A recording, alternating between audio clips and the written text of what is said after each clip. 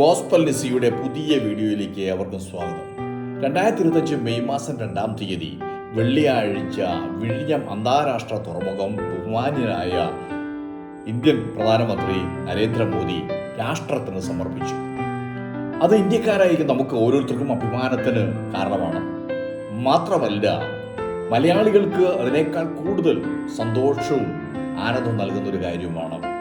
എന്നാൽ ഒരു കാര്യം നമുക്ക് കാണാനായിട്ട് കഴിയുന്നത്, ഈ അന്താരാഷ്ട്ര തുറമുഖം ആരുടെയാണ് പിതൃത്വം എന്നതിനെ കുറിച്ചുള്ളതായ ചിന്ത പറഞ്ഞുകൊണ്ടിരിക്കുകയാണ്. എന്ന് പറഞ്ഞു കഴിഞ്ഞാൽ, ഇന്ന് രാഷ്ട്രീയ പാർട്ടികൾ മുഴുവൻ അതിൻ്റെ പിതൃത്വത്തെ ചൊല്ലി എല്ലാവരും ഇങ്ങനെ വാക്പോര് നടത്തിക്കൊണ്ടിരിക്കുന്നു. ഞാൻ ഈ വീഡിയോ ചെയ്യുമ്പോൾ പോലും ഇന്ന് പലരും അതിനുണ്ടായ വാദപ്രതിവാദങ്ങൾ നടത്തിക്കൊണ്ടിരിക്കുകയാണ്.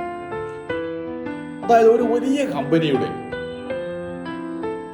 MD തൻ്റെ ജോലിക്കാരെ മുഴുവൻ വിളിച്ചു വരുത്തി, എന്നിട്ട് അവർക്ക് പരിശീലിപ്പിക്കാൻ, അവർക്ക് ഒരു പരിശീലനം നൽകാൻ വേണ്ടിയുള്ള ഒരു പരിശീലന ശിബിരം ഈ കമ്പനി നടത്തുക.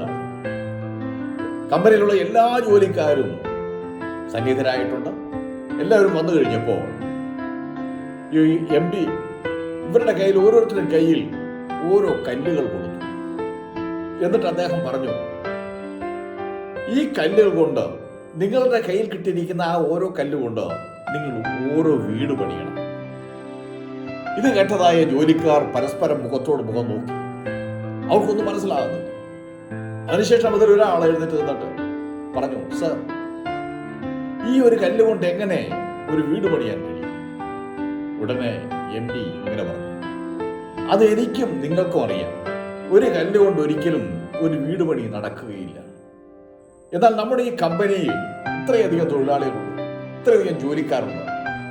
എന്നാൽ ചിലർ ഒറ്റ തിരിഞ്ഞു നിന്നിട്ട് പലതും ചെയ്തുകൊണ്ടിരിക്കുകയാണ്. അവർ കൂട്ടായി നിന്നുള്ള ഒരു പ്രവർത്തനത്തിന് അവർ തയ്യാറാകുന്നില്ല. കൂട്ടായിട്ടുള്ള പ്രവർത്തനം ഉണ്ടെങ്കിൽ മാത്രമേ നമുക്ക് ഈ കമ്പനിയുടെ പ്രവർത്തനം നല്ല രീതിയിൽ കൊണ്ടുപോകാൻ പറ്റൂ. ഒരു കല്ലുകൊണ്ട് ഇങ്ങനെ നടന്നാൽ അതുകൊണ്ട് നടക്കാമെന്നേ ഉള്ളൂ. ഒരു കല്ല് പോരാ, നിരവധി കല്ലുകൾ വേണം, കൂട്ടായ പരിശ്രമം വേണം. എങ്കിൽ മാത്രമേ ഒരു വീട് പടുത്തുയർത്താനായിട്ട് കഴിയുകയുള്ളൂ എന്നുള്ള സത്യം നിങ്ങൾ മനസ്സിലാക്കിയിരിക്കണം. അദ്ദേഹം വേഗം വിശുദ്ധ ബൈബിൾ എടുത്തിട്ട് ആ ബൈബിൾ ഒരു വാക്യം അവരെ വായിച്ചു കേൾപ്പിച്ചു. മത്തായിയുടെ സുവിശേഷം 12-ാം അധ്യായം 25-26 വാക്യമാണ് MD ഈ കമ്പനിയിലുള്ളതായ ജോലിക്കാരെ വായിച്ചു കേൾപ്പിച്ചത്. ഒരു രാജ്യം തന്നിൽ തന്നെ ചിന്തിച്ചു എങ്കിൽ ശൂന്യമാകും. ഒരു പട്ടണമോ ഗൃഹമോ തന്നിൽ തന്നെ ചിന്തിച്ചു എങ്കിൽ നിലനിൽക്കുകയില്ല എന്ന് യേശു പറഞ്ഞു. ഇത് വായിച്ചിട്ട് അദ്ദേഹം പറഞ്ഞു, അതായത് ഒരു രാജ്യം, അതിൽ തന്നെ അഭ്യന്തര കലാപം ഉണ്ടായാൽ, ഒരു പട്ടണം അല്ലെങ്കിൽ ഒരു സമൂഹം, അതിനകത്ത് ഭിന്നതകൾ ഉണ്ടായാൽ, ഒരു സഭയ്ക്കകത്ത് ഭിന്ന അഭിപ്രായങ്ങൾ ഉണ്ടായാൽ, അത് ചേരി തിരിഞ്ഞ് അത് പ്രവർത്തിക്കുകയാണെങ്കിൽ അതിന് നിലനിൽപ്പില്ല. അതുപോലെ തന്നെ അദ്ദേഹം പറഞ്ഞു, ഒരു ഭവനത്തിൽ മാതാവും പിതാവും മക്കളും സ്വരുമയില്ലാതെ പരസ്പരം വഴക്കടിച്ചും പോരിന് വിളിച്ചും മുന്നോട്ട് പോവുകയാണെങ്കിൽ ആ കുടുംബത്തിന് മതി ആയുസ്സുണ്ടാവുകയില്ല. അതായത്, ഒരു കല്ലുകൊണ്ട് ഒരിക്കലും ഒരു ഭവനം പണിതെടുക്കാൻ സാധ്യമല്ല. നമ്മുടെ കൂട്ടായിട്ടുള്ള പരിശ്രമം വേണം.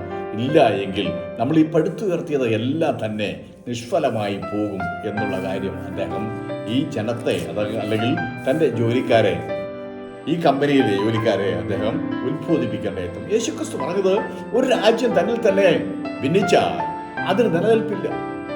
ഒരു പട്ടണത്തിൽ, ഒരു സമൂഹത്തിൽ, ഒരു രാജ്യത്തിൽ കലാപം പൊട്ടിപ്പുറപ്പെടുന്നത്, ആഭ്യന്തര കലാപം പൊട്ടിപ്പുറപ്പെട്ടാൽ അതിന് നിലനിൽപ്പില്ല.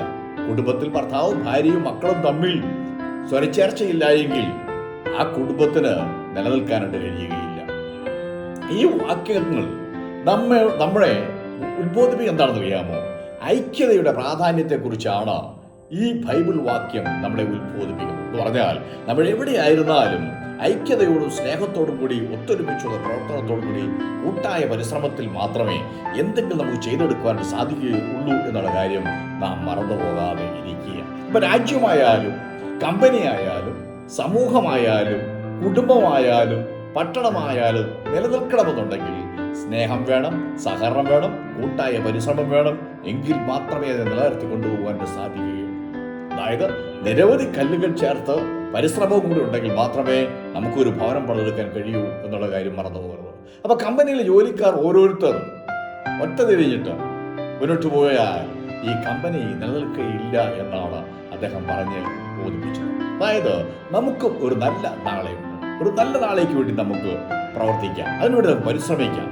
അങ്ങനെയാണെങ്കിൽ ഒരു നല്ല രാജ്യം അല്ലെങ്കിൽ ഒരു നല്ല സമൂഹം, നമുക്കൊരു നല്ല ഭവനം, നമുക്കൊരു നല്ല സഭ പടുത്തുയർത്താനായിട്ട് കഴിയും. മറ്റുള്ളവരുടെ മുൻപാകെ നമുക്ക് വളരെ അഭിമാനത്തോടുകൂടി പറയാൻ കഴിയണം, ഇത് ഞങ്ങൾ ചെയ്തതാണ്, ഇത് ഞങ്ങൾ രാജ്യത്തുള്ള എല്ലാവർക്കും വേണ്ടി ആണ് എന്നുള്ള കാര്യം നമ്മൾ പറയേണ്ടത്. അല്ലാതെ അത് ഞാൻ ചെയ്തെന്നോ ഞങ്ങൾ ചെയ്തെന്നോ മറ്റുള്ളവർ ചെയ്തില്ലെന്നോ പറയുന്നത് അത് ശരിയായ ഒരു പ്രവണതയല്ല. അതുകൊണ്ടൊരു പുരോഗതി ഉണ്ടാവുകയില്ല എന്നുള്ള കാര്യം മറക്കും. നമുക്കും അങ്ങനെയാണെങ്കിൽ ഒരു നല്ല നാളേക്കായി പ്രവർത്തിക്കാം, നമുക്കതിനുവേണ്ടി പരിശ്രമിക്കാം. അങ്ങനെയായാൽ ഒരു നല്ല രാജ്യം, ഒരു നല്ല സമൂഹം, ഒരു നല്ല ഭവനം, ഒരു നല്ല സഭ ഇവയെല്ലാം നമുക്ക് പടുത്തുയർത്താൻ കഴിയും. ഈ സന്ദേശം നിങ്ങൾക്ക് ഇഷ്ടമായെന്ന് ഞാൻ വിശ്വസിക്കുകയാണ്. ഇഷ്ടമായെങ്കിൽ നിങ്ങൾ ലൈക്ക് ചെയ്യുക, ഷെയർ ചെയ്യുക. മാത്രമല്ല, ഇന്ന് വരെ നിങ്ങൾ ഈ ചാനൽ സബ്സ്ക്രൈബ് ചെയ്തിട്ടില്ല, സബ്സ്ക്രൈബ് ചെയ്യുക. തൊട്ടടുത്താണ് ബെൽ ബട്ടൺ എനേബിൾ ചെയ്താൽ ഞാൻ പോസ്റ്റ് ചെയ്യുന്ന എല്ലാ വീഡിയോസും നിങ്ങൾക്കതിന് നോട്ടിഫിക്കേഷനായിട്ട് ലഭിക്കും. അതുകൊണ്ട് ഈ സന്ദേശം ശ്രവിച്ച എല്ലാവർക്കും ഞാൻ നന്ദി അറിയിക്കുന്നു. പുതിയൊരു വീഡിയോയുമായിട്ട് നമ്മൾ കൂടി കാണുന്നതുവരെ സർവശക്തനായ ദൈവം നമ്മേവരെയും അനുഗ്രഹിക്കുമാറാകട്ടെ.